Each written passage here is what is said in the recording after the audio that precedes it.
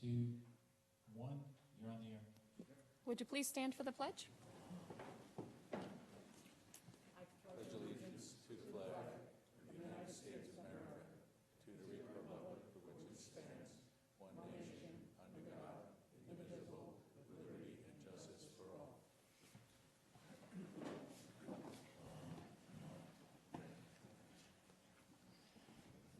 Good evening, everybody.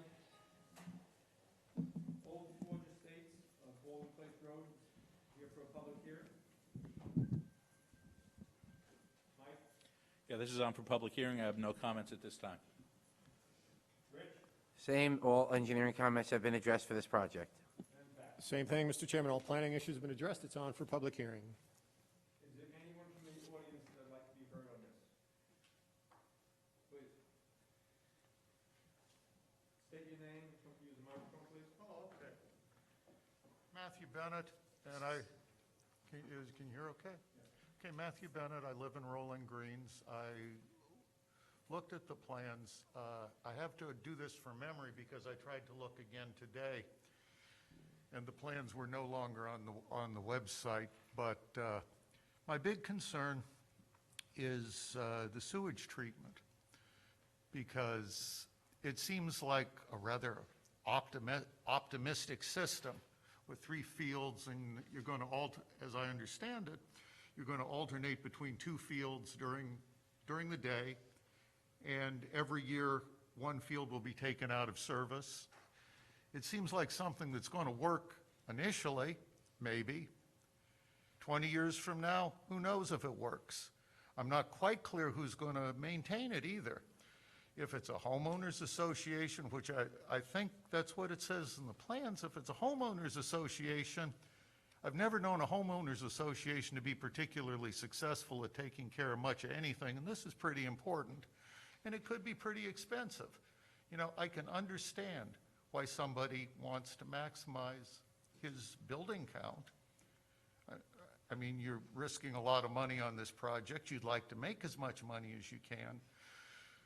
But, I mean, this has been endemic to the town of Carmel. We always try to do a little more than our geography, our geology will allow us to do. And then down the road, we always are really sorry, or somebody's really sorry that that happened. And unfortunately, I get the impression that this is another one of these cases where sooner or later this is going to come back and bite somebody. And, you know, I am in the community. I'm not sure it'll affect me personally. I'm probably far enough away. But I think this is a worrisome thing. Thank you. Rich, would you like to respond to Mr. Bennett's concern? Yeah, so Mr. Bennett and I spoke earlier this week. Hi, Matt, how are you?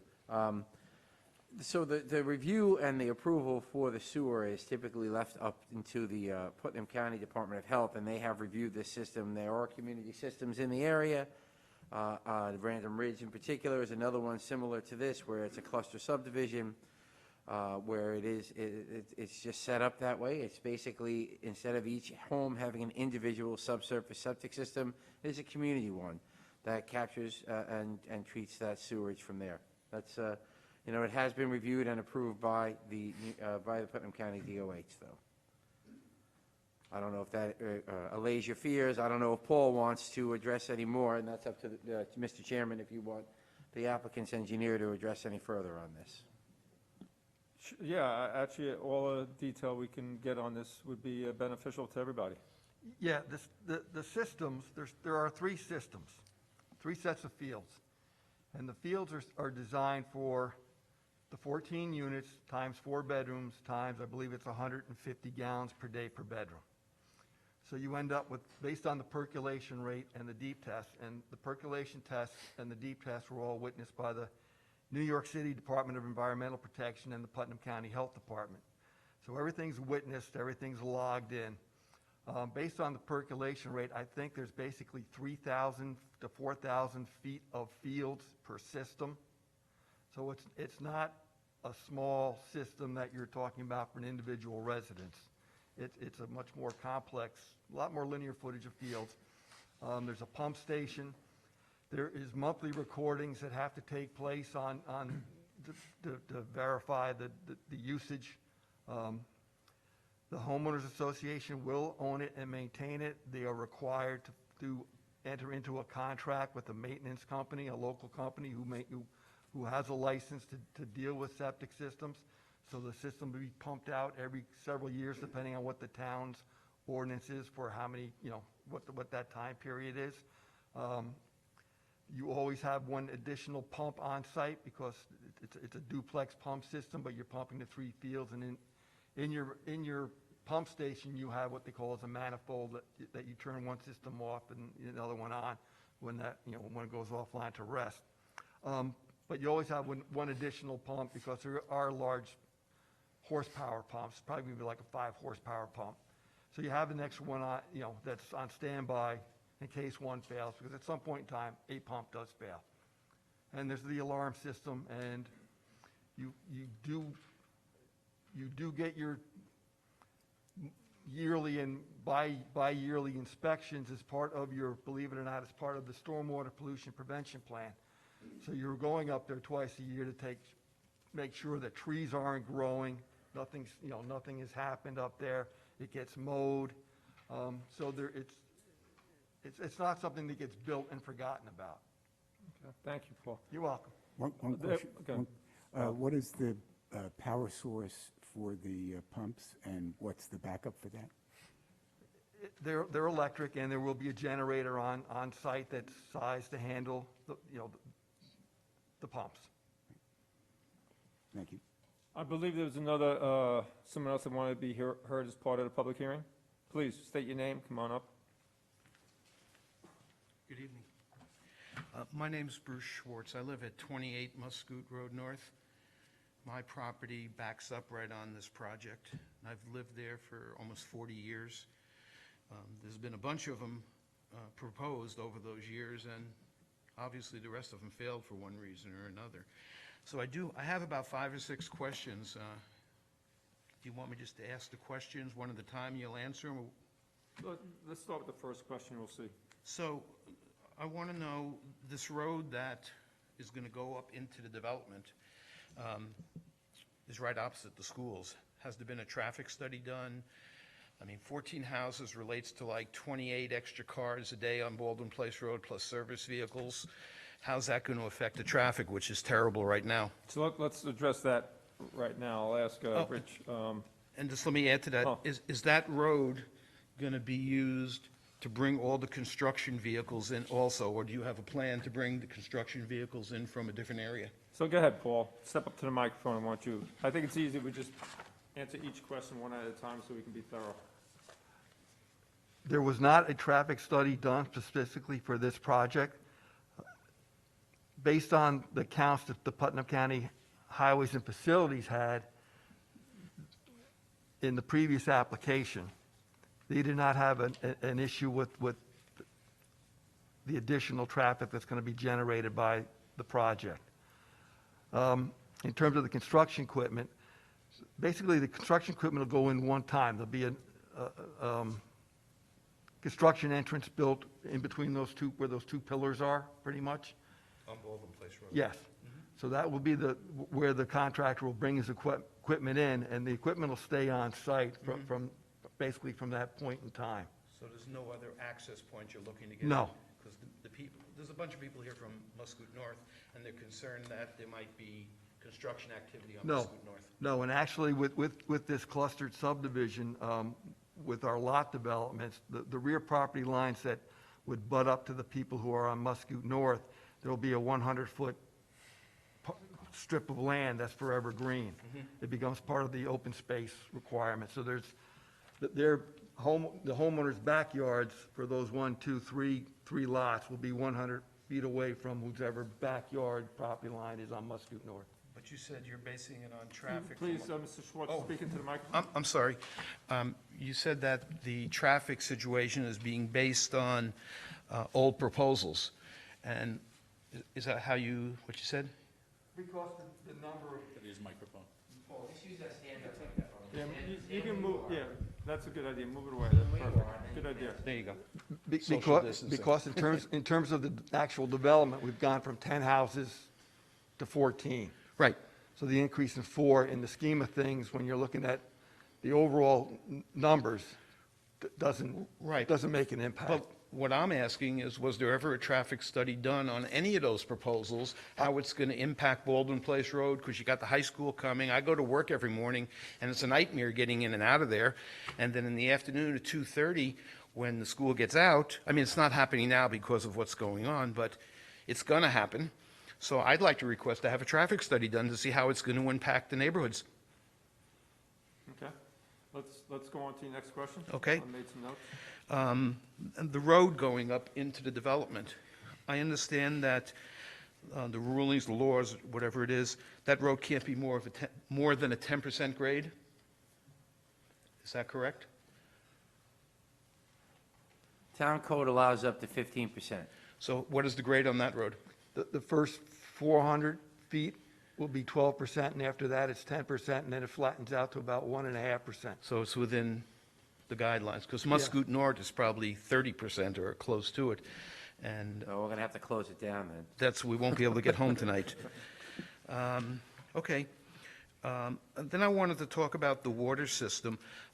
That water main that comes up and over the hill that you want to hook into, that, Well, we installed, the owners of this property installed that segment that crosses their land. I'm sorry? The There's, water main that, Yeah, you got to take the mic, Paul. Oh.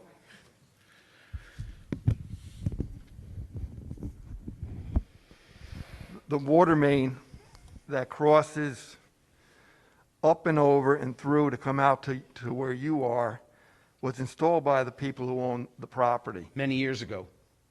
2004, 5, 6, somewhere in that range. Right. And that was all part and parcel of their original approval, because they were going to hook up then. But that main, wasn't that main also put in there to help the people in Rolling Greens who have a Well- water situation and they tied into it? Yes.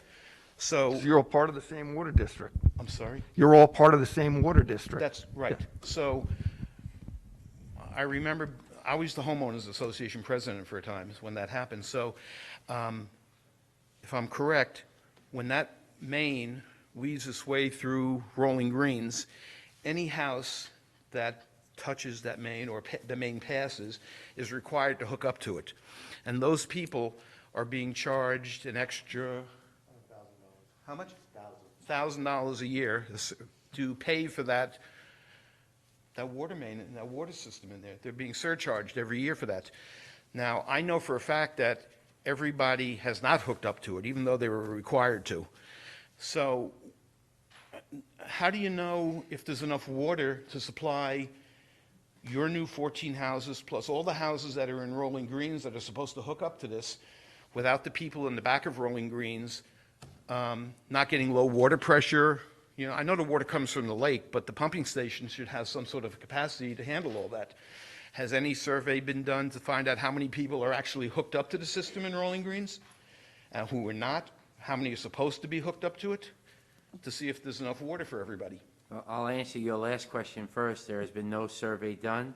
Okay? I'll tap on a few of the points. So I was not the town engineer at that time, but I believe when it was designed with the fact that this particular development with 10 houses was included with it, along with all the homes that would be connected. I think the folks had an option not to connect if they still had water. Again, this is what I understand to be the case. But if you're in the district, you're paying capital charges. Right. So you have the option to buy into it. So I believe this property is in the water district and has been paying capital charges similar to those people who are in your district who have not connected. So you can have the line running in front of your house and not connect into it, you're still paying a capital charge toward it. Correct. But I also understand if you sell your house, you can't sell it unless you hook up to it. I don't know That that. was The part town of- doesn't have that requirement. If the house has a well, it has a well. Right. And when people want to connect into the district, we make sure that the well is disconnected and that there's an air gap between the well and the Right. water district so that there's no cross-contamination. So this property is in the water district, it's been paying capital charges similar to anybody else in Carmel Water District 13, that's the district you're in, Rolling Greens, who is in it and not connected. And for those who are in it and connected, you're still paying capital. Everyone pays the same capital. With all that said, though, is there enough capacity to handle everybody? My understanding is that when all this was designed and it was put together, it was designed to include 10 houses plus what was all of Rolling Green. Okay, but that was then. Has things changed over the years? Is there- Yes, they actually use low flow, Paul mentioned 150 gallons per day per bedroom. That's incorrect, I believe. Sorry, Paul. It should be about 130? 110, because you're using low flow flushers and whatnot. It was still designed for 150, because Putnam County does not give me requires that credit to go down to 110. So the water flow, while being designed for the septic system, is designed for something higher, which is a conservative estimate. The water system that'll be used there will probably be 110 gallons per day. So you're saying that there's enough capacity? That is my understanding, the way it was originally designed, yes, and there should be. And we're planning on putting in some larger pumps to get, larger pumps only get it there faster. It doesn't really give you more capacity, so to speak. So And that'll help the people in the back so they won't have a low-pressure problem? do they have low-pressure problems now? I don't know. I'm asking this because you're adding more. Well, you're adding- bringing it up. I've not heard of it, so you're the one bringing up if they had low Well, pressure. I don't believe that it's- they had low pressure. Nobody's ever said It's a anything. thought in my head because Right. you're adding 10 houses before Rolling Greens. Mm-hmm. That's going to take water. So I'm asking could that be a problem? I don't know that answer. Okay. I understand that this needs ECB approval and Wetlands New York City approval because you're going to be going over. ECB approval, Town of Yep. Carmel. Yep. Has any approvals been given to this project with the wetlands, pertaining to the wetlands? This access road is in the same location as it's been in the previous approvals. And previously, it has received ECB approval. So that approval carries with the plans? No, we're making a new submission on Monday, and we'll be on next Thursday's agenda to walk everybody back through the project. Whether or not anything has changed in anyone's mind on the board, I don't know. Nothing's physically changed on site, so I wouldn't expect there to be any issues that come up. Okay. Right, Mr. Schwartz, so the permit expired, he's going to get it renewed. Oh, That's that's a lot simpler. That answers your question. Okay. You answered one of the questions already about the buffer zone, but I understand that there's supposed to be about 38 or 39 acres that are forever green. Yes, somewhere in that range. So where is that guarantee that nobody can build in there? Or can the homeowners not put in baseball fields, I mean, what's the guarantee? Where is that? Who's going to stop people if that happens? It's going to be filed with the map. It's a condition of the approval. So nobody could do that? Do what? They couldn't put up a ball field or a park or something? The ball field count as open space? No. So, along with that, I believe that there's some other land at the top of the hill that's a separate deed. There's a couple of other parcels up there? No. So you have all of it as one deed now? Because it used to be, there was... There was, from one of the earlier subdivisions, if you looked in the tax, if you still go and look at the tax maps, you'll see all these various lots, and I think it's like 26. They've all been combined back into one. Because there was one that Yeah. I believe a church bought that was No, it's got nothing, landlocked. that's got nothing to do with us. That's on the other side off of Drago Lane. On the other side of Drago Lane? Yeah, so you'd have to go through this property and then access through the other side. Okay. Okay. That's kind of my questions, but after this is over, could I have a chat with you? Yes. Thank you. Thank you. Sure. Other residents that like to be heard on Old Forge Estates? So I would like to touch on the traffic study a little bit. 14 homes, roughly 20 more cars a day, or any idea on the calculations, something like that, Pat? 28 peaks. This is roughly 1.8 peak hour trips per dwelling unit. So that's morning and afternoon during the peak hours. So considering that area not, So the original, my recollection is the original approval, Putnam County had input with respect to that, whether or not it would rise to the level of requiring a traffic impact analysis based on the intersections.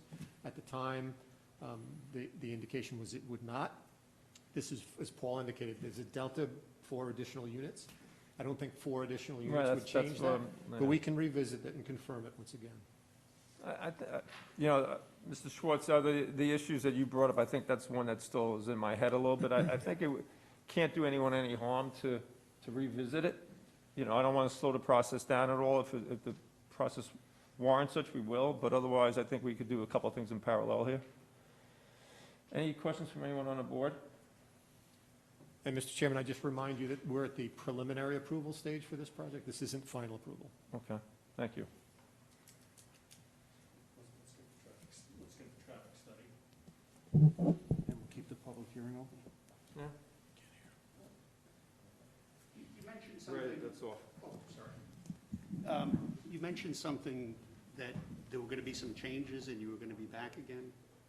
Did I misunderstand? Okay, I misunderstood you, I apologize. I think you thought the changes he made has to go back to the ECB. Is Maybe- that what you're talking about? Maybe that's what it was. It was There are a during few that time. changes, so he's Yeah, going okay. back to the Sorry. ECB, but it expired anyway, his previous permit, so. Okay.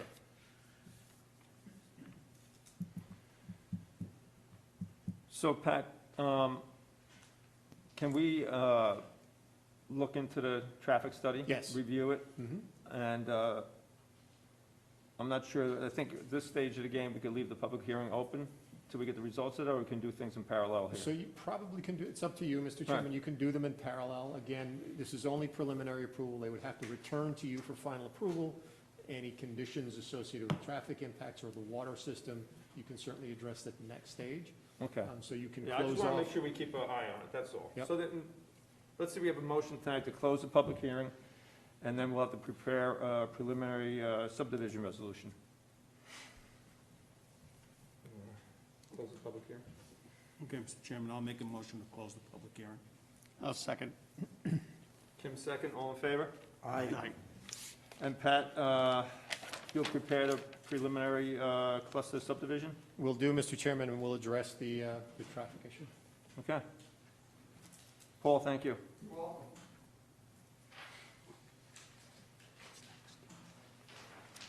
Next on the agenda tonight, Itzler subdivision, 9 Mechanic Street, public hearing.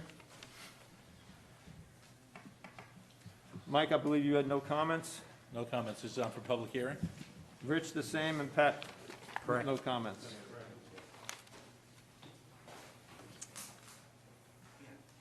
This has been in front of us for a couple meetings now. Does anyone have any other comments on this? Paul, you want to just give us a brief summary of this for people on TV and anyone else that is familiar with this? Yes, this is a 1.5 acre parcel of land located on Mechanic Street, approximately 700-800 feet east of the intersection with Seminary Hill Road. And it's a simple 2-lot subdivision. They're taking the 1.5 acres and breaking it in half. I believe we have a letter of support from one of the neighbors. If there's no questions from the board, I'll ask for a motion to close the public hearing. Mr. Chairman, as there were no public, Oh, I'm sorry, I thought I asked. Is there anyone here from the public that'd like to be heard on this? Okay. Mr. Chairman, as there is no public comment, I make a motion to close the public hearing. I'll second. All in favor? Aye. Pat, you'll prepare a resolution, right? Sure. Thank you. Thank you. Next on the agenda for a public hearing also is 14 Nicole Way, LLC.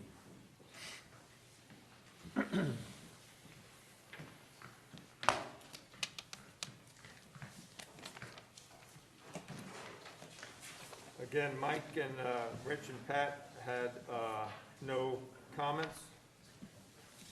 This has been in front of us several times also. Anyone here from the public like to be heard on this? Please, come on up and state your name.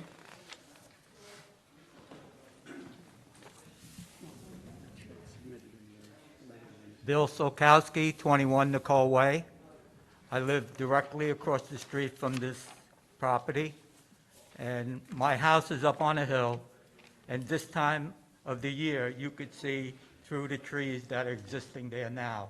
I could see right down to Route 6.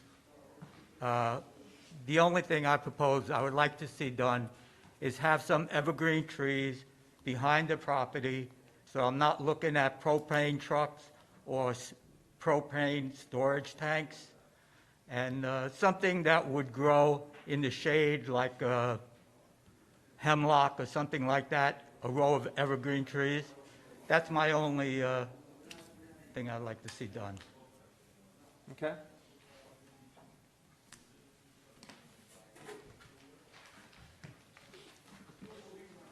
You want to respond to, Yeah. Would you like to, clarify how your operation's yeah, going to be for. can you take us through the the public. operations and your landscaping plan? We left all of the trees behind us to keep the natural buffer so that we don't have to put in extra stuff that I would have to keep alive and maintain. He's asking for a row of trees along the back to block, sorry, it's easier for me to do this, to block this area here, which is where the trucks and the tanks and stuff would be. I'm willing to put a fence up to the height of the foundation, which is 11 feet. I'd go to 10 feet and put the vinyl slats in it to block the view. But to plant trees over here that are not going to live underneath natural trees, So you would put a decorative we're doing a fence. 6-foot fence now because I have Right. to. I'd go to 10 feet over there and put the vinyl slats in it to block the view. I'm sorry, let me shut this door. And you can make it green slats so that it'll blend with everything? Don't do Whatever it. color you want. No, if you do white, it's not gonna blend. That's Right. Could you show the gentleman who asked the question so he can understand? This is the fenced-in area. I would put a 10-foot fence here instead of a 6-foot fence here, and put the privacy slats in it, so when you're looking down, you're looking at that. What do you say, a 6-foot fence? I have a 6-foot fence is in here now. This is all inside of a fenced-in area. Right. I would go to 10-foot here to block your view. 10-foot would be that, my foundation's 11 feet. I would go to 10. And then make it with the privacy slats, so it's not just a chain link fence. Right. Does I it- would really like to see trees if possible. Well, can you explain to him how, in the back, that the Because vegetation? actually, my house is very high up. Right. And up on top of a hill, and I'm looking down, and even with that 10-foot fence, I'm probably gonna see right into it anyway. So that's why I'd like to see some trees growing over there and hide it as much as possible, across the whole back of the property if possible. We left all of the natural trees here. Yes, but I know, and you're gonna put your well over here, so you're gonna be knocking these trees down. So this whole area is gonna be open, where you could put some coverage in there. Are you taking down trees with this, Everything, what you see is where the limits of disturbance are. Everything except for our power, which is coming from the underground utilities that are over in this corner, which I could do with a small excavator and come across to the building. This is all left here. What about the well? The well is right over here, right at the edge of the Right, disturbance. you're gonna have a truck come in to dig the well. Yep, and he can come right in through here and back up right to it. It's a sloping hill that comes down to me. As I said, I have no issue putting a 10-foot fence there with the vinyl. I do not want to plant something there that's going to die. It's going to be It's not gonna underneath die the if you overhang. use shade evergreen trees, something like a hemlock, that would work. I have them in front of my house, and my house is all shaded in the front. you gotta They speak grow into, very well. you gotta speak into the microphone. Thoughts from anyone on the board? I have to agree with that. I think the tree line would be much nicer than a chain link fence with slats if it's possible. And I think he's right too. I think you probably could put trees there that grow shady or not. A lot of water lily, whatever, they can grow around here for a very long time. I have to agree. If I was looking out my window and seeing propane tanks and trucks all the time, it would really disturb me. That's what it is. Oh, you're speaking. I thought you were speaking. I'll repeat myself, Yeah, I'm sorry. sorry, but you Yeah, gotta- that's okay. I have to agree, I think fence line is not enough. I think putting trees that don't require a lot of maintenance, they grow around here all the time, would be much better. I wouldn't want to have to look out my window either and see propane tanks and trucks either. I have to agree with that. I mean, it's still part of a residential area. I know you're on the main road, but you have people behind you, you know, and they've been there a long time, they should have consideration there. If I may? Sure. Al Capelli. It has to be understood that the trees that are going in, should Mr. Zakon agree to it, aren't going to be monster trees.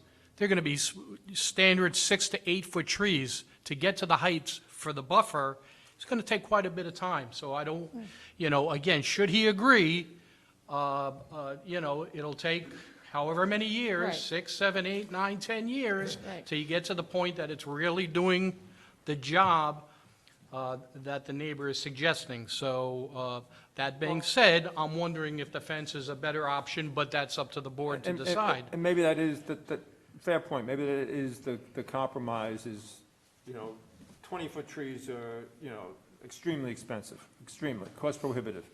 So maybe it is something like that, you have a fence course and you have the trees that Vicky's talking about, call it, I don't know, 8-foot trees, and it's kind of a compromise, and over time, they grow into that 15 or 20-foot tree so that both parties might be satisfied. Maybe it's something like that without being cost prohibitive. I'd like to hear from other people on the board here also. Excuse me. Well, I know the hemlock trees, they'll grow to 20 feet high.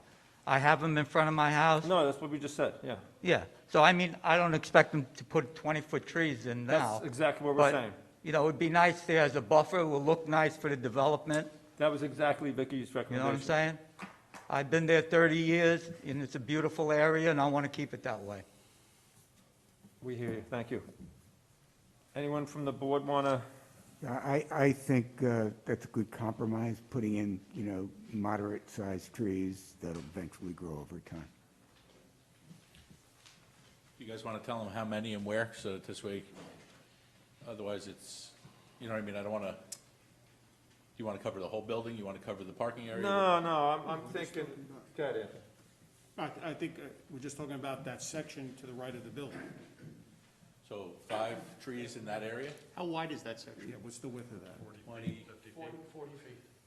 Mr. Chairman, what you've done in the past is grant a conditional approval subject to the submission of a landscaping plan that your consultants would review and approve. I think assuming that a tree can be installed there without knowing the topography, the type of soil and so forth would be imprudent. So Yeah, why sure. don't we let them work with us to develop a screening plan? That sounds reasonable. I think It sounds like the right thing to do. I think Vicky brings up a fair point. I think Anthony was right on with just that one section. We're not looking to do the whole place. The view from Nicole Way, from the people looking down from Nicole Way, this would benefit that.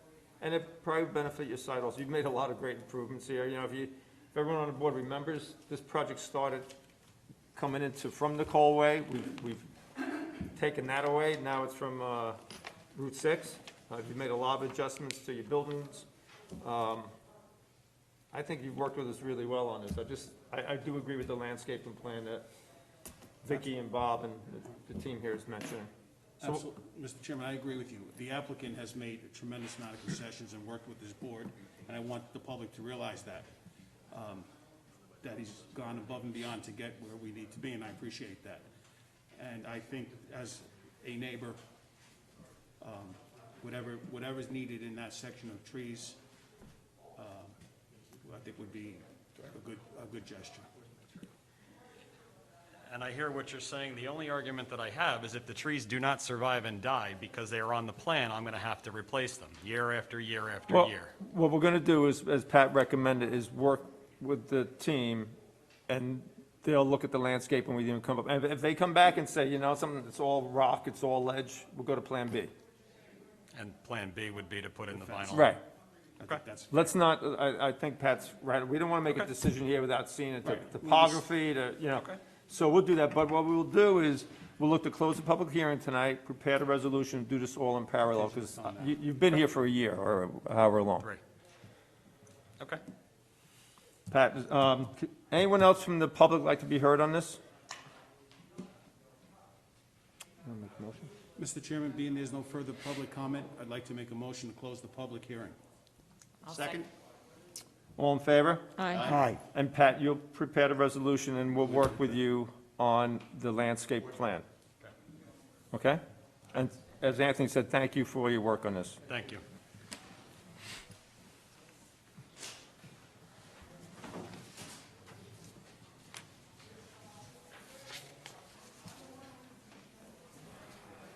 Carmel Fire Department, 94 Glenita Avenue, is here for a resolution.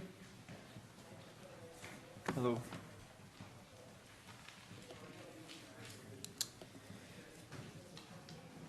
Mike, no comments from Mike, no comments from Rich, and no comments from Pat. You have two resolutions, Mr. Chairman, a neg deck and a site plan approval resolution. Any other questions from anyone on the board? Then we'll need a motion.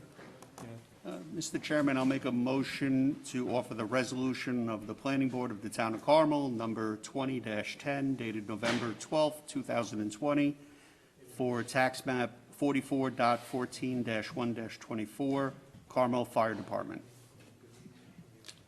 Do we have a second? I second. All in favor? Aye. Thank you. Thank you very, very We much. worked nicely together on this, thank you. There are two. And we have a second one. Yes, Yes. yes. Mr. Chairman, I'd like to offer the resolution of the Planning Board of the Town of Carmel, number 20-09, November 12th, 2020, tax map number 44.14-1-24, Carmel Fire Department, 94 Glenida Avenue, Mayapack, secret negative declaration. I'll second. All in favor? Aye. Thank you.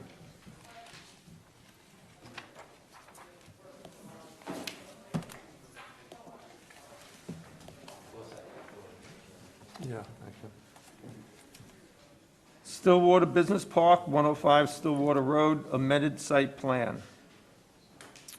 Mike, I believe you had a comment, couple comments? I do. Variance is granted by the zoning board of appeals for the rear storage building, and it is noted on the plat. Provide the location of the existing tree buffer. Additionally, the additional buffer may be needed as there is residential area across the street. Could it be extended and improved by the scale? There's a weight scale for trucks out in the front. Maybe they could buffer in that area a little bit better, get some more trees in. As requested by the neighbors, the westerly access is now at entrance only. This is helpful as it will minimize the headlights glaring into the houses across the street, and this project should be referred to the ECB for comments. Thank you, Mike. Rich? Thank you, Mr. Chairman. Applicant has noted the referrals to Putnam County Department of Health, Mayapack Fire Department, and Town of Carmel Highway. They've acknowledged the fact that permits would be needed for the Town of Carmel Highway, New York State DEC for stormwater. They have not provided information regarding if they need any permits from the New York City DEP, because they might be close to a limiting distance to a reservoir stem. There's a big wetland right next to the property. A SWIP has been provided, which is under review. Traffic and vehicle movements, site distances and proposed clearings were shown on the drawings, but calculations need to be provided. Provide a profile of all the driveways. Applicant will provide, acknowledge that they will provide in a future submission. Easements have been provided. They should be reviewed by council if they haven't been done so already. Maintenance agreement for stormwater. Applicant has noted the comment. A couple of notes just need to be added, minor comments. Plantings should be installed per section 142 of the Town of Carmel Town Code and should be verified by the Town of Carmel Wetlands Inspector. Top and bottom wall elevations have been provided. The wall at the tallest point is 6.7 feet. So that will have to be certified by a structural engineer because it's greater than 5 foot.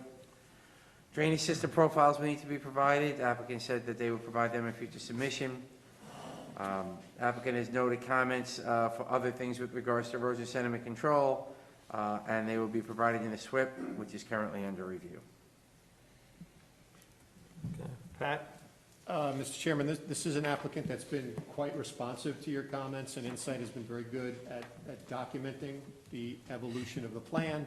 Really just two issues that really are board issues for you to take into consideration. Following up on Mike's comment, the buffer has been expanded a little bit and sort of thickened, so you should make a determination as to whether or not that's satisfactory.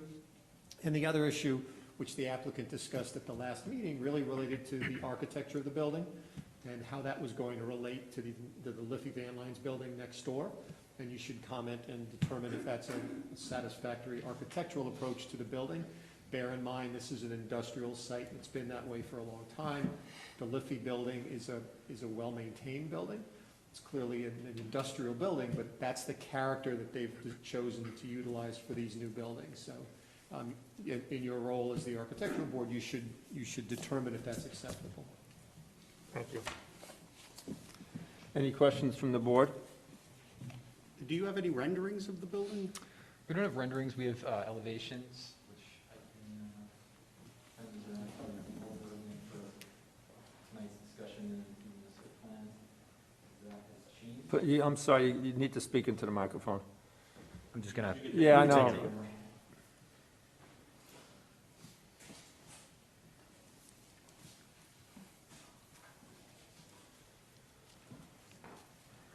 So these are the current elevations of the building.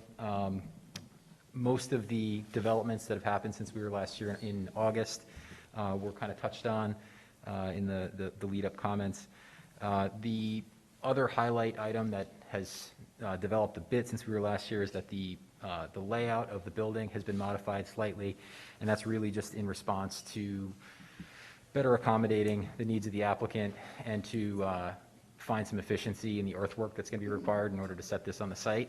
And so it's been adjusted a little bit. The overall concept of the building has not changed, nor has the total square footage. So we're talking about essentially the same building we were, just oriented a little differently, and the layout is a little different. To follow up on Ray's question, I think most of us are familiar with the existing building that's there. Can you describe the materials and the appearance of this building that you propose compared to that one? Yeah, this will be very similar. It's along the same lines. This will be a metal building, the beige and red trim color scheme, and it's going to have the same industrial, as Mr. Cleary said, industrial but clean look that the other building does. It should be, it's going to be, essentially the same. Same material, same color scheme, same general appearance. Ray, does that answer you? Yes, that does. That does. Thank you. I've been out there several times. I personally am in favor of more buffer rather than less buffer. Mike, have you seen a landscape plan? Yeah, it's on the actual site plan. They show additional trees up front, but again, it's really your place as the board to decide if that's enough or if you would like more. Right. You said it very well there.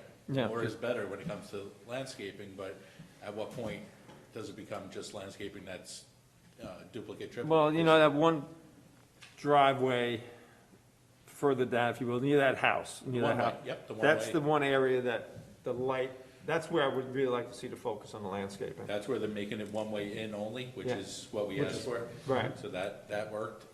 That was a positive that we got, but you're right, there is gonna be trucks up there, and if the trucks turn towards the houses, make sure it's buffered, because that's pretty important. Can you take us through the landscape plan? Yeah. Please.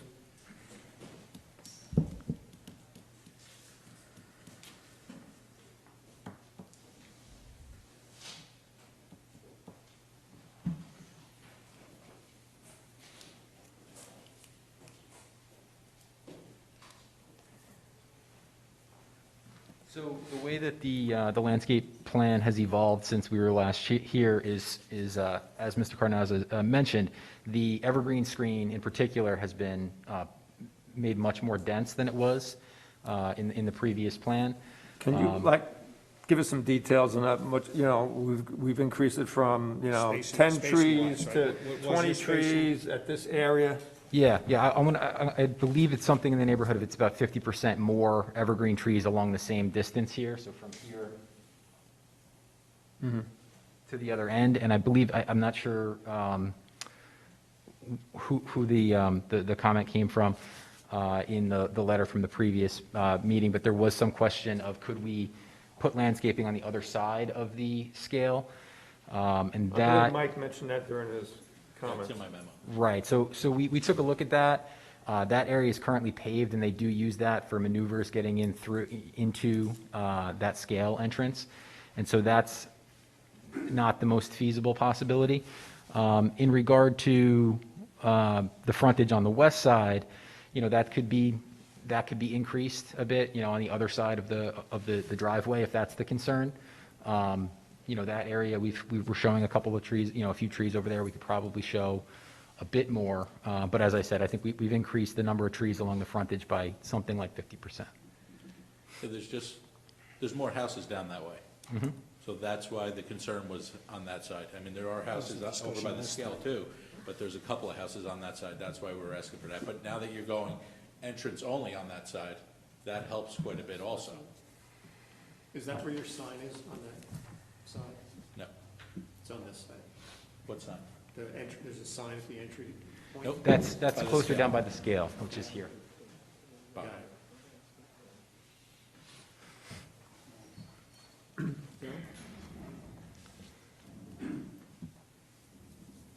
One thought I'm having, since, it's a mixed neighbor, right? Industrial, residential, is a rendering plan of the landscaping in parallel to as we move forward here. I don't think I just chatted with Anthony for a second, I don't think it's asking too much, and I'm concerned about the neighbors that drive by there every day, and I think you could turn it around relatively quickly. I'd like to see the area Mike pointed out earlier with the scale. I'm certainly curious, that looks like a tremendous amount of landscaping, but it's just hard to tell without seeing a rendering. You said a rendered plan? A landscaping. A rendered rendering. landscape plan? Yeah. A view from the road. Yeah. You wanna see- Yeah. I just think, Okay. it'll tell a story. And Mr. Chairman, it's technically a mitigation measure, so you're absolutely, it's fair request to Yeah. have that rendered, to take a look. So just to be clear, we're looking for a rendering from the street, not a rendered. A rendering from the Top street, view so if I drive by there Understood. next spring, what would it look like? What would I see? Or more importantly, if I'm a neighbor sitting in my front yard, what would I see? All right. Thoughts from the board on this? Vicky? I agree. Just like the last time, the more greenery we can put around things that take away from the neighborhood, the better. So, yeah, absolutely. Yeah, we can produce that. Anthony? What type of trees are proposed? These would be spruce trees. Spruce? So they'll fill in, You'll have a thick pretty full dense. base as They're well. relatively quick growing. And then, of course, they're in front of those on the Stillwater Road side of the evergreen screen. We're also showing shrubs and perennials that'll give it a nicer look with opportunities for flowering and everything else. Anything else from anyone on the board? I'm good. If not, we need a motion to close it. Motion to schedule a public hearing? It's scheduling for public hearings. Yeah. Okay, we're going to schedule a public hearing. Mr. Chairman, I'll make a motion to schedule a public hearing. I second. All in favor? Aye. And it'd be great if we can have that by then, just to speed things along for Absolutely. yourselves also. Yes. By the way, like the last site that we discussed, that Nancy mentioned, a lot of good improvements out there. Yeah. And, it was a good opportunity for us to have you clean up that area. Hopefully you sustain it. Yeah, and that's a big part of the spirit of the project itself. Yeah. Is to improve the flow and the capacity of it, but also the It looks appearance of really it nice in there now. and the way it fits into the neighborhood. Yeah. Yeah, so I think we can really make this a win for yourselves as well as for the community. Yeah. Thank Very you. good. Thank you.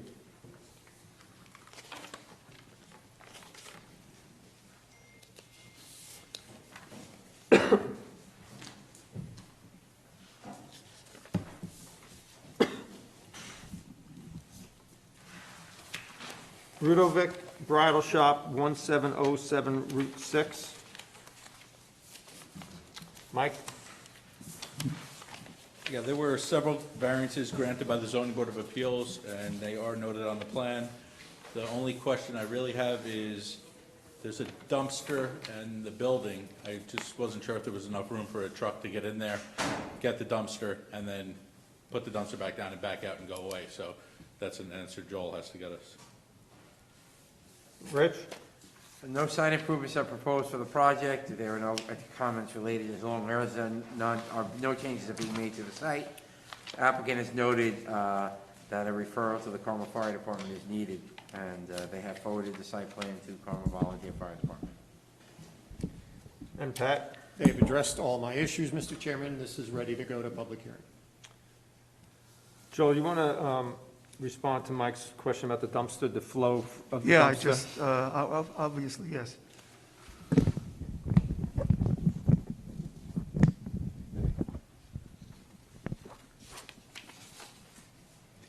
If you look over here, this is where the dumpster is going to be located.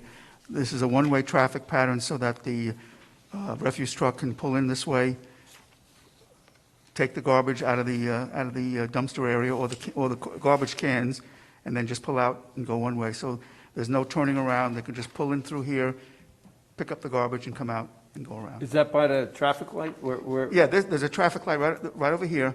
This is the traffic light at Church Street and Glenida Avenue, Right. which is Route 6. So there's a traffic light here, so the trucks would come this way. You can see the arrows that I put here. They'll go through, pick up the garbage, and come out. So there's no turning around, it's just a straight run through. Yeah, the dumpster's out on the Seminary Hill roadside.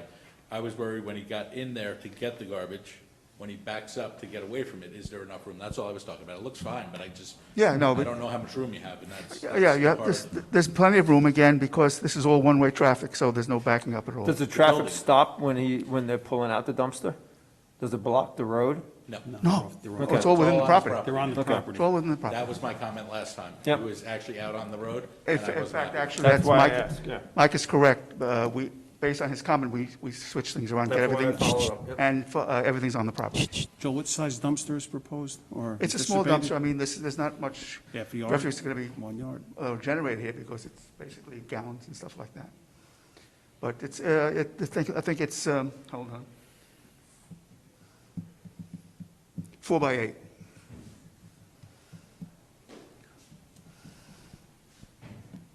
Joe, you didn't need anything from DEP for the Main Street area, right? You know that, because you'd have to. Yes, we have a letter from the New York City DEP.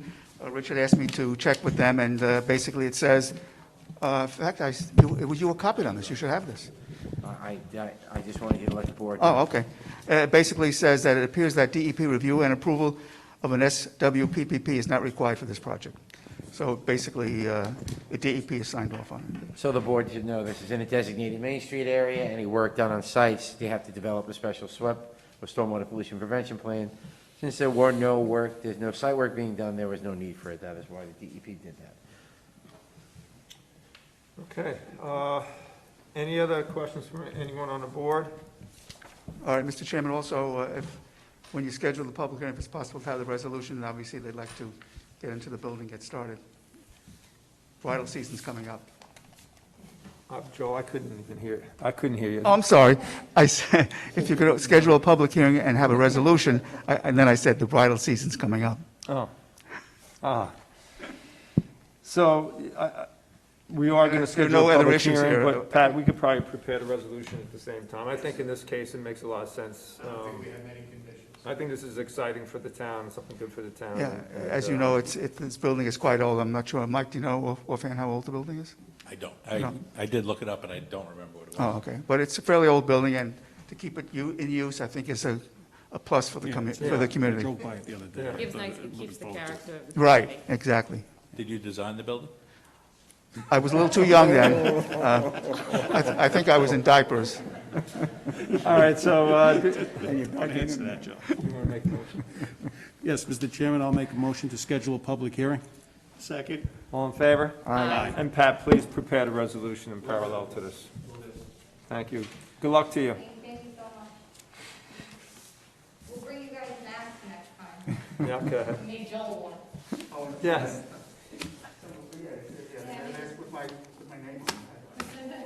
Good luck to you. Thank you. Good luck. McHoven LLC, 737 South Lake Boulevard, special site plan. Mike? The applicant proposes to add a boathouse, raised deck removed, so there's no longer a flat roof with the deck up there, extend the dock to 25 feet long, and a pergola to the existing vacant lot on South Lake Boulevard in Mayapack. To my knowledge, the state DOT has not yet granted the driveway permit, but I'm not Okay, sure if I'll that's address the it. case. The project needs to be referred to ECB for comments, and there were several variances granted by the zoning board, and they are noted on the plat. Was that a- Oh, I'm sorry, wrong one. That was the other one. There are several But- variances needed by the zoning board, sorry. No, I like your first comment better. Sorry about that. He needs to get the variances from the zoning Yeah, board. yep, I see that. You typed the right thing, you said I said the wrong thing. Rich? So the applicant has provided a Town of Carmel floodplain permit application. There's some information that is missing off of it that just needs to be provided. Nothing major, but it does need to be provided. Mike Sure. mentioned Environmental Conservation Board and New York State DOT. Details provided, how they will be installed in the construction sequence, location of erosion and sediment controls, wetland and buffer zones should be shown on the drawings, or at least where they're gonna be. A total area of disturbance, so SWIP requirements can be defined. They've been told that the applicant's been noted that these details will be provided once the site layout is approved by the planning board, so it's still needed. Okay. That's all, Mr. Chairman. I think, And- oh, I'm sorry. And Pat, please? So you heard the primary revision has been the elimination of the deck on top of the building. There's a revised rendering for you to take a look at. This is all about your opinion with respect to this prior to making this referral to the zoning board for the number of variances that are required. They have been making revisions based on your comments, so if you remember that the pergola is now built into the fence, for example. So those are improvements. Whether it's sufficient, you'll decide. Thank you, Pat. So, Joel, why don't you take us through the changes from the last time we met? I think Anthony brought up a good issue on the pergola. I think we were concerned with the flat roof on the building. Why don't you take us through Yeah. what you've changed, and then we can Okay. address our questions. There's been obviously several changes. The one, and I thank Anthony for that, is we moved the pergola, so the post for the pergola become part of the post for the fence, so that is now actually moved further away, and there's a large walking area or whatever for emergency vehicles to go from Route 6N right through to the lake. And that's been taken care of. We've been in touch with the DOT. Unfortunately, Greg Bentley, the head of it, who has to approve it, is basically homebound, so we haven't been able to get in touch with him, although he has sent his memos, and we've responded to all his memos. And I think the last one basically responds to all of the comments that he has made, but because he's homebound, we haven't gotten the permit yet, to make a long story short. And then, as was mentioned, we eliminated the deck on above, and we just have a roof that slopes from the lakeside toward this way, and all the drainage will come down into a rain garden. So your bathhouse or boathouse, or we've called it Bathhouse. different things, that will no longer have a flat roof on it for people to be sitting on, correct? No. It'll be sloping roof.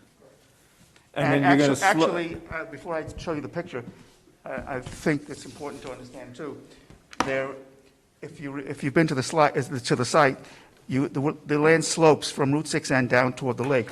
And as the code says, a bathhouse can't be more than 10 feet in height.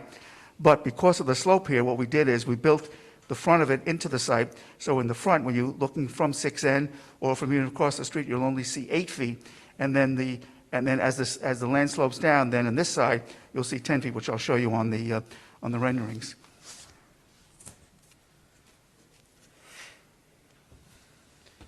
Now, it's hard to see it, but this actually is sloping down this way, but because of the perspective. But this side, which is from Route 6N, this is the rain garden. The one car will park over here, and all the drainage will come down along the side and be filtered into the rain garden. But this area is only 8 feet wide, and yet on the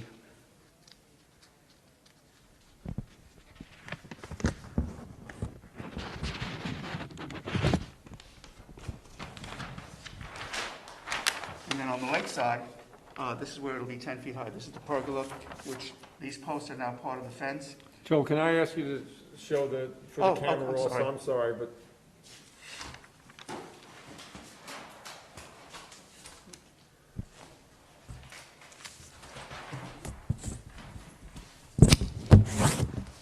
There we go. And this is the rendering from the lakeside. So it's, as you said, it's going to have a sloping roof, so all the water will come down toward the rain garden. And we have the opening, the 4-foot opening that's right from 6N all the way down to the lake. The dock, as Mike mentioned, the code allows up to 25 feet, which is what we're going to do. And all the variances basically related to the property itself. There are several, and we'd like to be able to get to the zoning board to see if we can get these variances. And then if we do that, we'll go to the ECB, and then we'll come back here. So with regard to the 2-foot difference, do I see a door on the back of the, Yeah, in other words, so there's a door in the front and a door in the yeah, back? so you can come in. Well, here, let me show you something. Yeah, there'll be a door in the front. And again, because of the difference in the height and the grade, what happens is, and I can show you, if I just turn this around.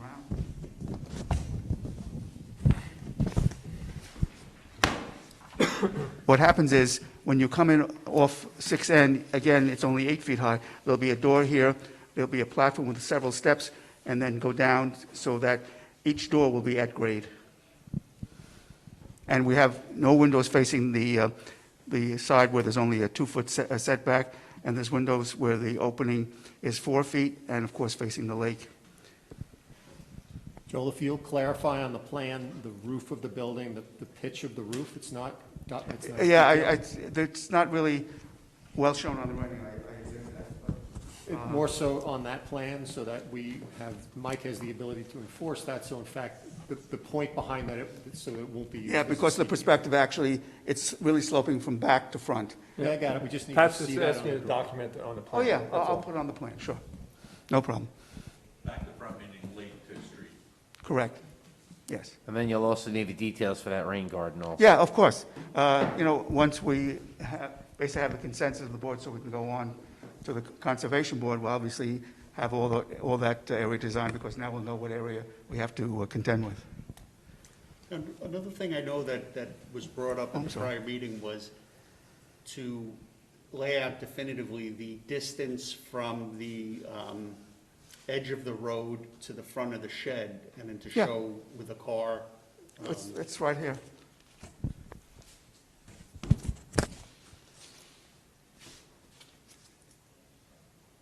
And to answer your question, from the property line, which is not the edge of the road, the edge of the road is another 7 feet out, but, so from the edge of the road to the bathhouse is 19 plus 7, about 26 and a half feet. Well, what is it from the edge of the property to the?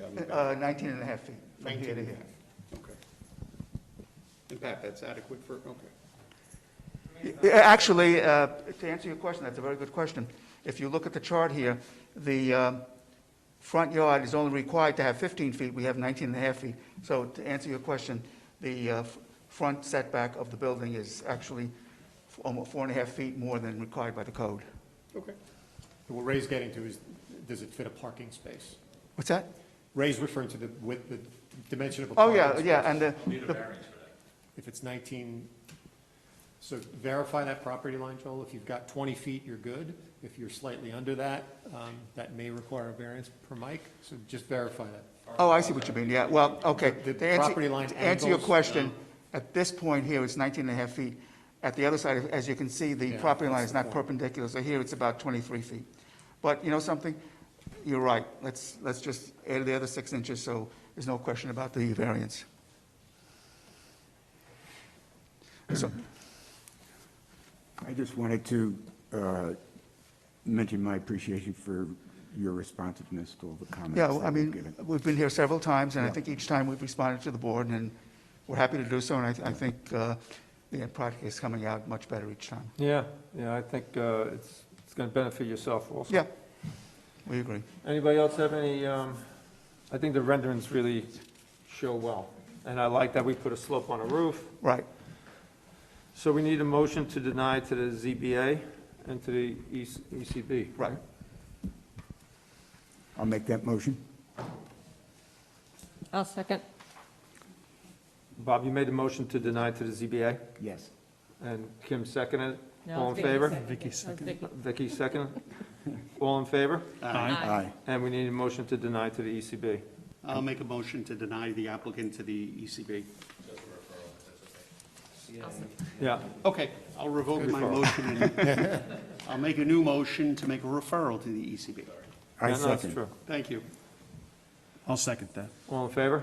Aye. And you're setting this down for public hearing? Yes. Thank you. Thanks for working with us. Thank you.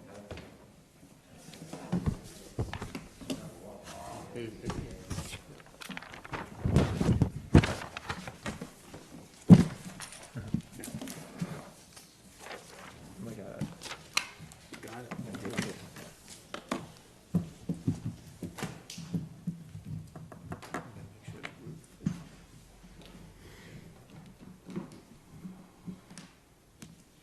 Thank you very much. Thanks, Joe. Thanks, Joel.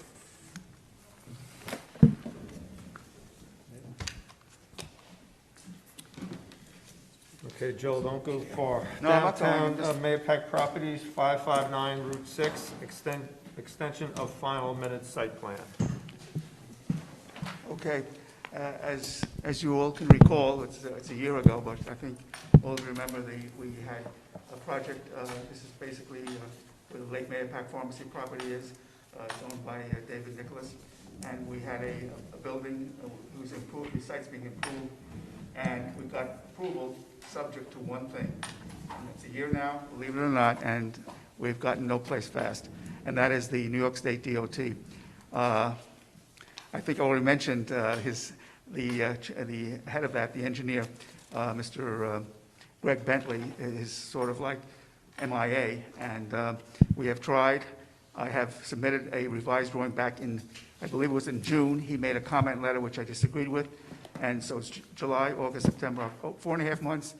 He has not responded. We have emailed him, we have called his office, and they keep saying he's working from home, because of the COVID-19. But, he's got a phone there, I assume, and a computer. But however, he has been responding to the previous property on Route 6 that we just discussed. The same, yeah, it's the exact same situation. But he was responding on that. Oh, yeah, but, that's interesting you say that. No, well, no, I have to correct myself.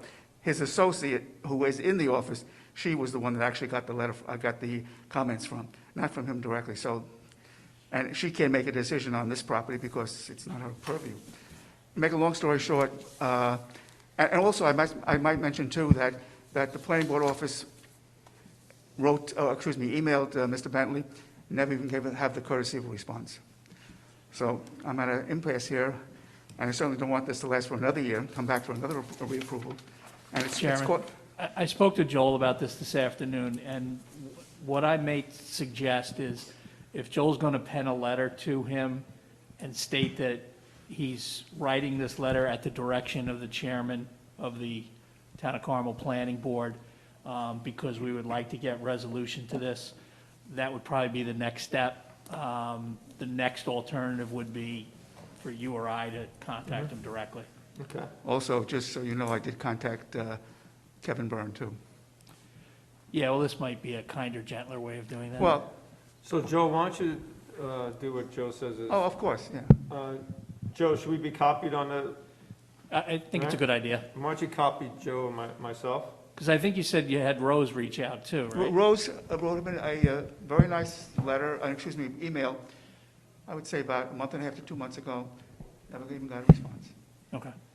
Let's do that. Let's at least give you one shot copying Joe and myself, and then we'll see if we can assist from there. I really would appreciate that because we're all very excited about the project. It's a site that needs some, landscaping, some improvements, and he's willing to do it. But Well, I think the board, we spoke about this a few times, I think that piece of property there, we want to see fixed up, right? Yeah, There's a it's- lot of it's basically storage the back entrance into there, town. The Blacktop's got... Go ahead, Kim. Fix that up. yeah, I think that's what we even talked about a year ago.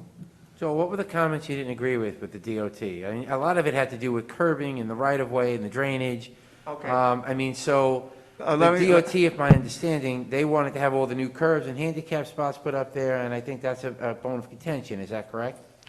Well, one of the things we did get rid of, if you recall, originally we had all of our drainage going into that one catch basin on Route 6.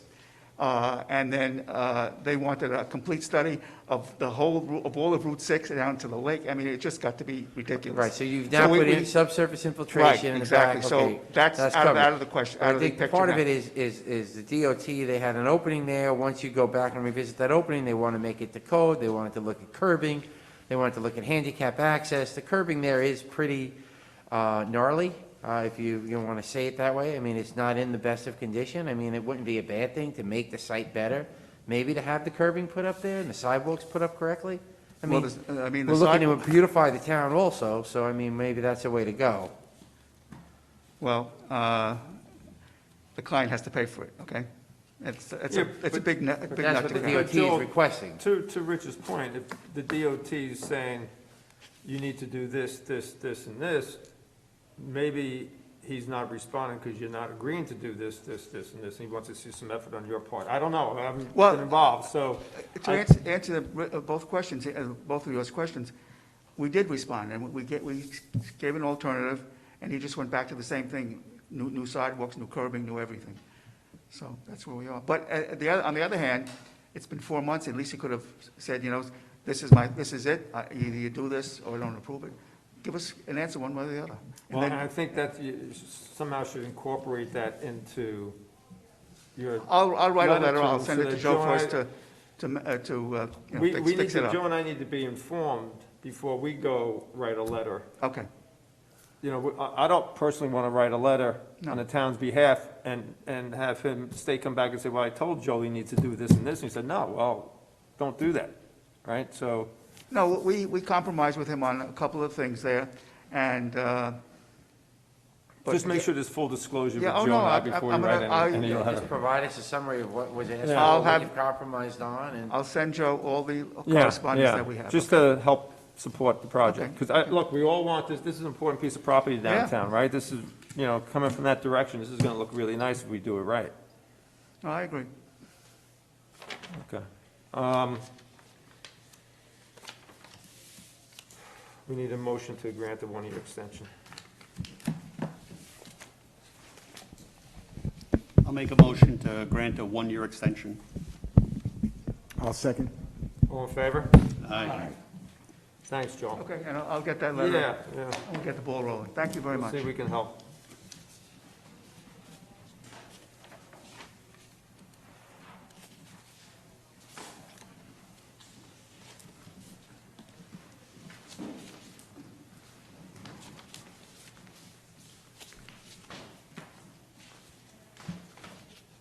Last but not least, huh?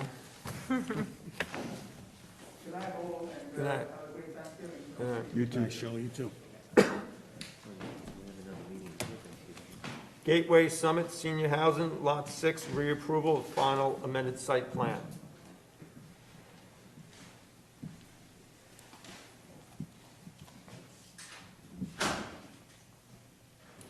Mike, I don't believe you had any comments on this, correct? I do not have any comments on this. This is a re-grant of approval. Rich? saying no objection to re-granting it. The board, if they read my memo, will identify that there are a bunch of permits that were out there. They're all valid to the dates that are identified in the memo. And Pat? Same thing, there have been no changes, no objections, and again, you'll remember the history of this. It's been extended and reapproved, extended and reapproved, and this is yet again another reapproval that's required. The extension expires in February. This is an applicant that tends to get these reapprovals significantly ahead of time to give themselves a little buffer. Good evening. Would you mind, take us through this project a little bit? I think there's some new members on the board that might not be familiar with this. Just, can you give us a high-level overview? Sure, I can do that. Okay, so this is Gateway Senior Housing Project. It is part of the GNF subdivision, which was originally approved back in 2007. So what we've got on the plan, can I walk with this? Please. It's been a while since I did an in-person meeting, so you have to bear with me. I've been doing Zoom meetings. Yeah, the microphone fights back. I just gotta tough it out. Okay, so, there's 150 units of residential units. It's in the CBP zone. And there are, I have unit counts, I can tell you, but it's age 55 or over. For age 55 or over, there's recreation as part of the project. And so we've got two different types of units in this. There are multifamily buildings that have apartments in them, and then there are what are called cottages. So they're attached single-family buildings.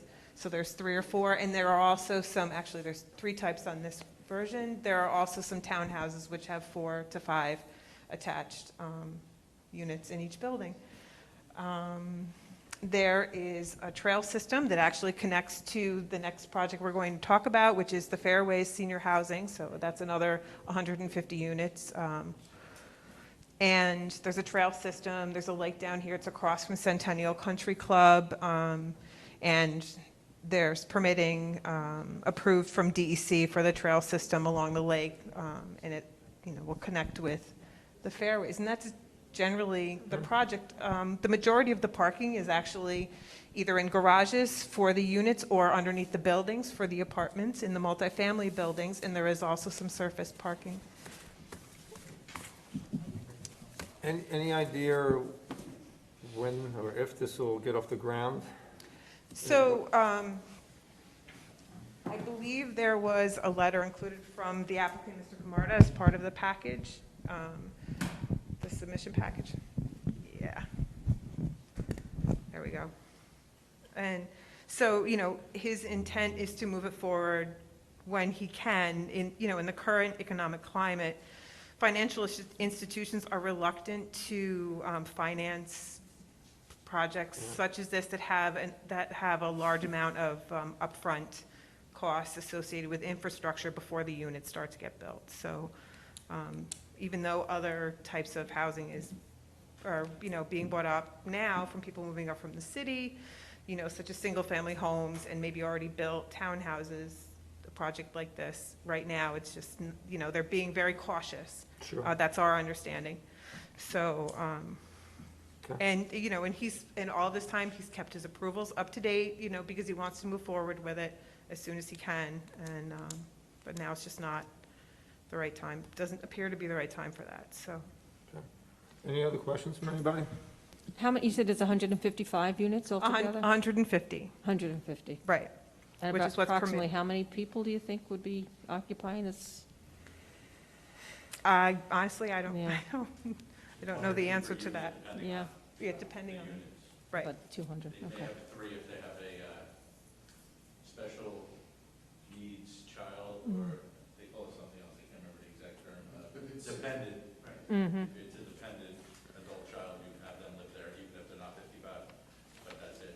Otherwise, it has to be 55 or over. Right. Generally a husband and wife. Yeah. And so for each unit, there's approximately 2 parking spaces, right? It is, And you said there's garages and then it's Hold under on. parking, so just, or common area parking? hold on, there are,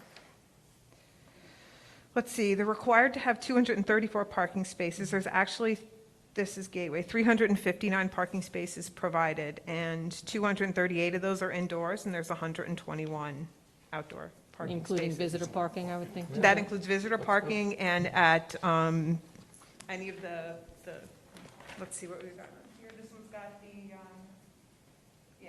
there's parking associated with the recreation facilities in those different areas, so it's scattered in those, and there's visitor parking that's dispersed Thank you. throughout, so. Do you know how many units the large building is? There are, hold on, off the top of my head, I think, it's been a while, I apologize for not having direct answers. There are 16 units in each of those buildings, and there's 4 16-unit multifamily buildings. And do you know how many parking spaces are underneath the building? Off the top of my head, I do not. Okay, that became an issue at the previous one that we had just developed. Okay, They made 2 of the parking spots ADA, or accessible parking spots, and in doing so, somebody didn't get a spot. So I just Okay. want to make sure there's enough spots for them to meet the ADA and have a spot for everybody in the building, inside the building. so according to the notes on the drawings, they're required to have a minimum of 1 1/2 site parking spaces provided for each dwelling unit, and that's including the appropriate handicap parking. So we've provided at least that, and then some. But I don't know Okay. what's provided underneath the It's just when building. you're the last person to buy and you get the parking spot out in the cold instead of under the building, that's the issue. And that's what really did happen in this case. So. Understood. Okay, any other questions? Otherwise, we need a motion. Just the only question I have is, and I remember it was a long time, when was this originally approved? 2007. 2007. Yes, I believe that's the date. That's what I recall. I think, yeah, it might say it in the letter. That's why I asked for an overview. I remember. We have a motion? Yes, Mr. Chairman, I'll make a motion for the resolution of the Planning Board of the Town of Carmel, number 20-11, November 12, 2020. Tax map number 55.2-224.6-1 and 55.2-24.6-2. Gateway Summit Senior Housing Lot 6, reapproval of amended final site plan. I'll second. All in favor? Aye. Thank you. Thank you.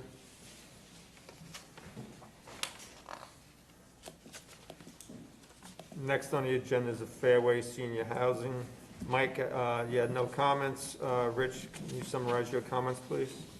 Similar to the gateways, there's no objection to regranting. If the board wants, they can look at the memo provided. It provides all the permits that have been required and that are up to date and aren't expired until a handful of years from now. And Pat? Same thing, Mr. Chairman, no objections, no changes to the plan. Okay. Dawn, can I ask you for a summary of this also, please? Yes, of course. Yeah. Okay, I should just leave this in my hand. Okay, so once again, we have another, this is 150 units. It's age 55 or older, similar to the Gateway project. And for this one, I believe I wrote down, there are 96 units in multifamily buildings, and let me just verify. There should be same buildings, so there's 16 units in each of the buildings, and there are 6 buildings. They're located right in this area here. There are 24 units in townhouses, which are generally located in this area here. And then at the further end, to the north of the road, there are 30 cottages, and there are attached single-family units. There's recreation provided. This actually is also a part of the GNF subdivision, which comes in off of Route 6, and there is a subdivision road which also has approval, and that is current as well from the town of Carmel.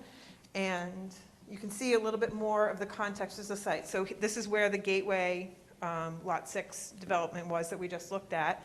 And then down here at the bottom, we have the existing lake. Across the lake is Centennial Golf Club, just to give you a little bit of context. There's also a DEC wetland. I didn't point out all of this previously. And then these lines here actually represent a trail system for walking recreation that brings people down the hill to the lake. There's a dock that's been approved by DEC and a little boathouse that's outside of the DEC wetland buffer that's already previously been approved as part of the site plan. And a little pergola down here with some seating down by the lake, and clubhouse on this property, which will also, I believe, be available, depending on how this is developed, to Gateway. There's a swimming pool, in-ground swimming pool here, and some other, parking associated with that. Just to give you a general overview. And for this one. Do they have cross ability to use each other's recreation? So, depending on how they are developed, if it's by the same group, that I would imagine would be a possibility. Because you didn't say pool on the first one, correct? I did not say pool on the first one, correct. So Gateway has actually, Gateway, the first project, it meets its own recreation requirements as far as its approval goes. And the Fairways also meets its own recreation requirements as far as its approval goes. Whether or not they get to share facilities is a matter of how it's developed, who develops it, and what happens at that point. Sorry, I should clarify that, right. I'm so used to looking at the two of them together that, yeah. It sounds terrific, actually. It does, doesn't it? So, what else have we got? So this one has 418 total parking spaces provided, and there are 276 indoors and 142 outdoors that are dispersed throughout the site for visitors and at the recreation areas. So, is that helpful? Sounds wonderful. Any comments from the board? Again, this is here for a one-year extension. Reapproval. Re-grant of approval, right. It's going to be a lot more cars in Carmel soon, huh? Yeah, A lot more traffic. yeah, true.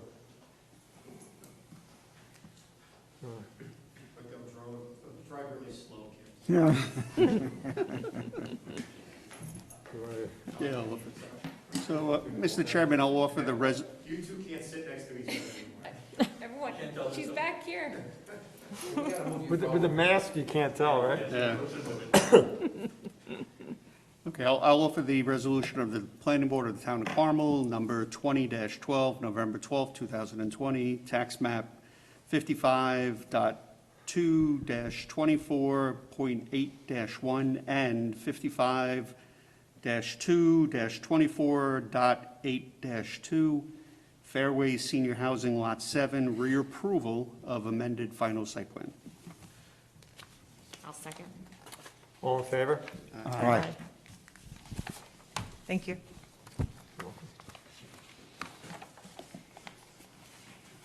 And lastly, the Hammond at Carmel. Mike had no comments. I don't believe Pat had any comments, and Rich? Pat comments. They're requesting reapproval of a previously approved site plan. There's no objection to the reapproval. Just the board should be aware that the engineering department met with this applicant in October of 2015. The reapproval request is for previously planning board approved site, and any changes which may be contemplated may trigger a new site review process and regulatory review. Performance bonds and engineering fee will need to be increased due to reflect current costs. Stormwater maintenance agreement and bond will be required.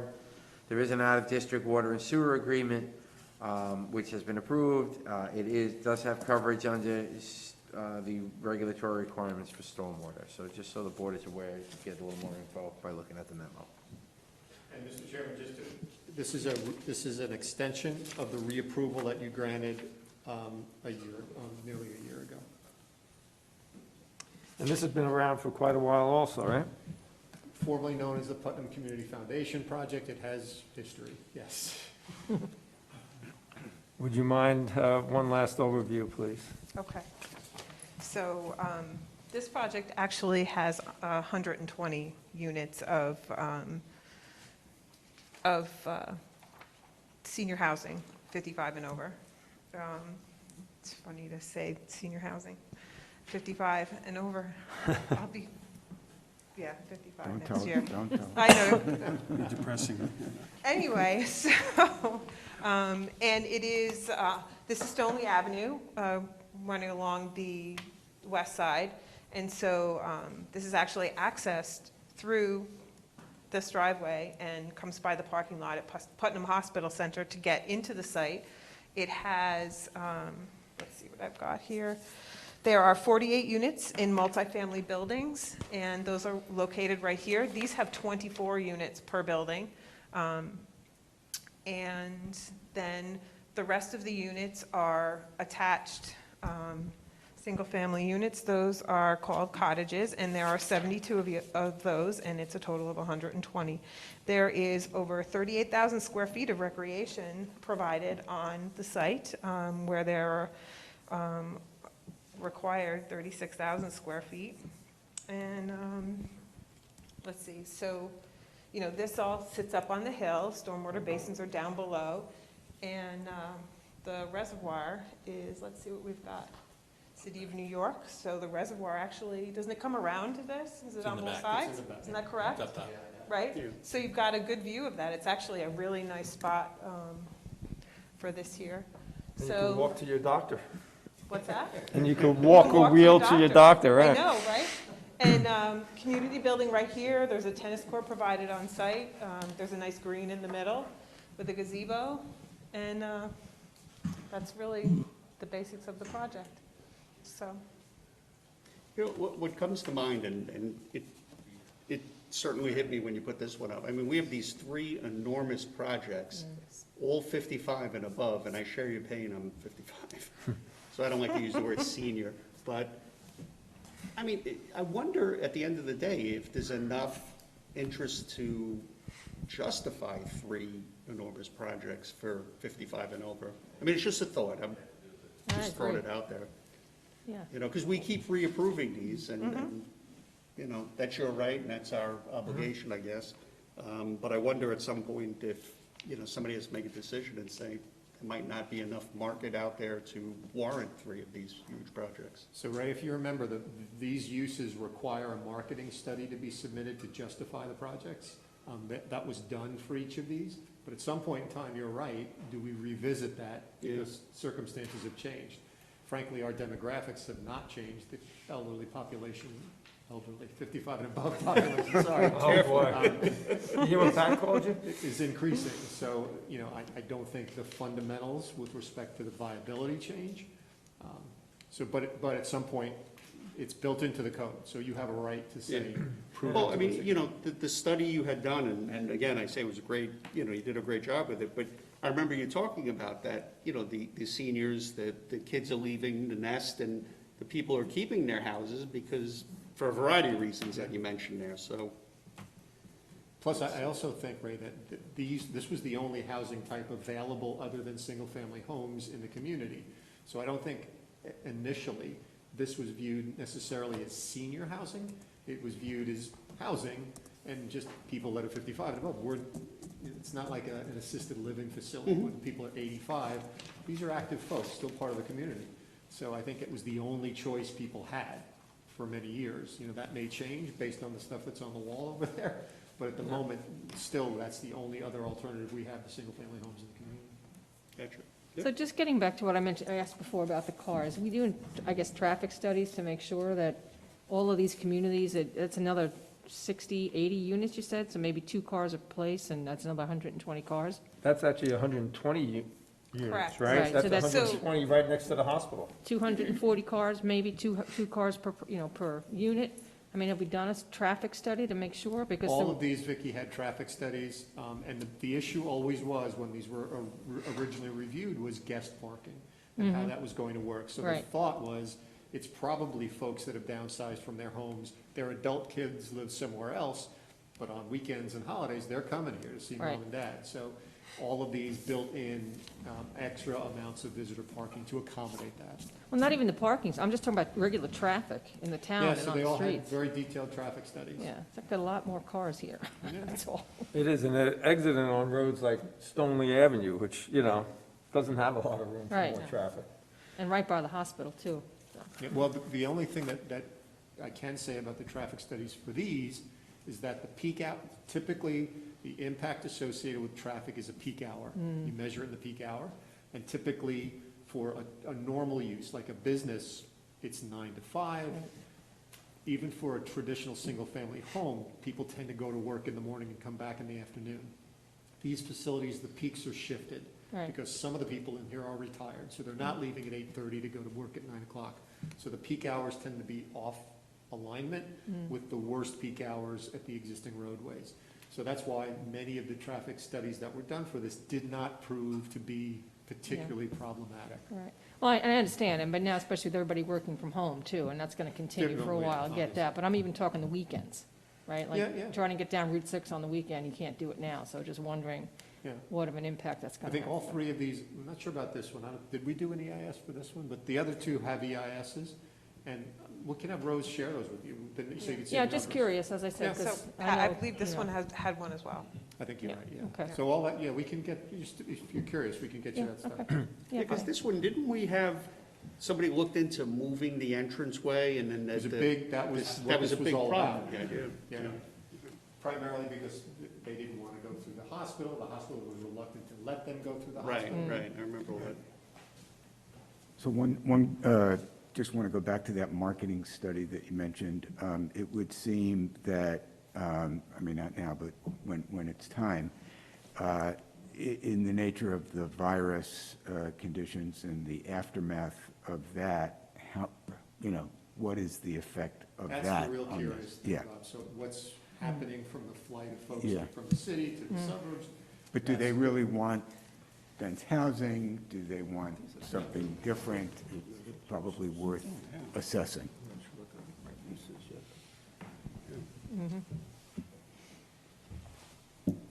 What I also think would be interesting too is when they get around to building this, if the unit mixes change, the way they're built. So right now, everybody's finding a way to work from their homes, and sometimes it works in your bedroom or your kitchen table, but now that people are realizing that may last a while, they want a home office. Yeah. So Yeah. the number of cottages may change compared to the number of multifamily buildings and so forth. So that, I'm very curious to see how that will change over time. Right, but that, if they do any changes to the site plan, they have to come back to this board and get that approval. Yep, Yeah. right. So if you get rid of 5 cottages and make 2 more other things, it's a change that has to come back to you Yeah, for approval. clearly, that's when the Yeah. marketing study would get triggered, so. Yeah.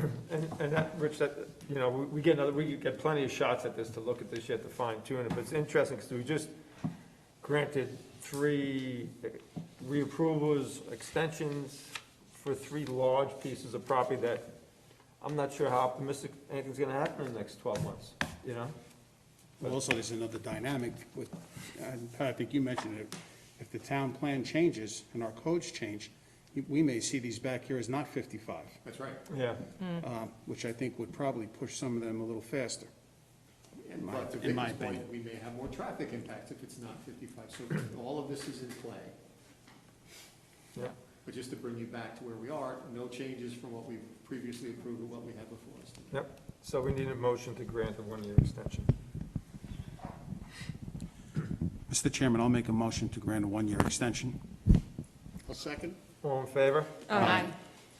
Thank you. Thank you very much.